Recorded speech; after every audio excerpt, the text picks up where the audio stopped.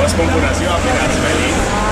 Avem din nou o zi deosebită, chiar de afară e în oraș și plouă, pentru noi e o zi fericită. Avem un nou partener comercial, Lioness, farmacia Napora din Craiova, din centrul orașului. Așa că astăzi suntem cu micul mare, cât mai mulți membri Lioness, să facem cumpărături și să facem inaugurarea acestui nou partener comercial. Bineînțeles, l-am adus și pe Laico, mascota Lioness, să fie cu noi. Dacă domnul administrator al firmei, domnul Nisorică, vrea să spună 2-3 cuvinte. Da, cum să nu? Ne bucurăm că am făcut cunoștință cu comunitatea Lioness din Craiova, o comunitate numeroasă și loială. Ne bucurăm că facem și noi parte din comunitatea aceasta de Lioness din Craiova. Și de asemenea ne bucurăm că farmacia Napora este prima farmacie partener al Lioness din Craiova. Farmacia Napora este o farmacie veche, cu multă tradiție, a fost înființată în 1969.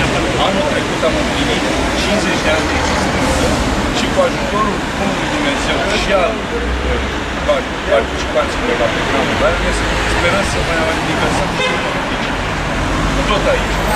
Așa, vă mulțumim pentru încrederea pe care ne-o acordați. Farmacia Napora oferă o paletă largă de servicii, de la medicamente cosmetice, parafarmaceutice, rețete gratuite și compensate și un aspect foarte important, poate nu știați, este una dintre puținele farmacii din Craiova care mai face preparate, care mai prepară rețete prescrise de medici.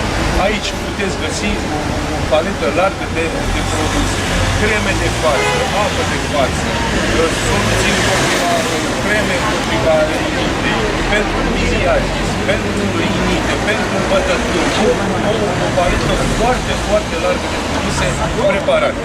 Farmaciile care prepară încep să fie din ce în ce mai puține în oraș. Farmacia Napora a înțeles că trebuie să facă și acest și îl facem bine, chiar pentru a ne prepara și suntem foarte buni. Mulțumesc mult pentru că ați venit astăzi aici și sunteți alături de noi. Sperăm într-o colaborare frumoasă pe viitor. Să și tăiem banii ca de inaugurare.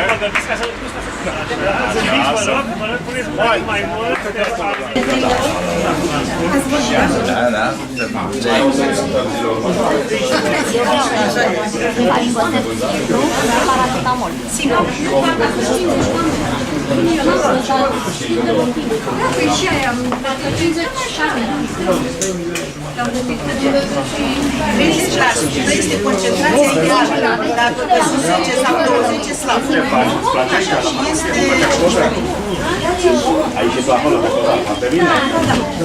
Vinul și el de plasa verde. Da, trebuie să vă luați. Să știți că soluție Lugol nu mai iau, că dumneavoastră ați preparat. Sunteți singura persoană care în tot orașul a știut să faceți așa ceva. Da, păi am spus că preparăm, că vedeați, suntem farmacie. Altfel nu ne-am mai... Păi da, dar alții nu știau. Eu v-am făcut publicitate peste tot, să știți. Mulțumesc! Uitați-vă de preparate atunci acolo.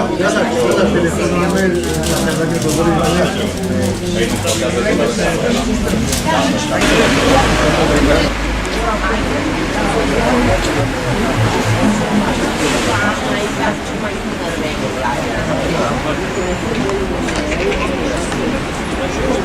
you.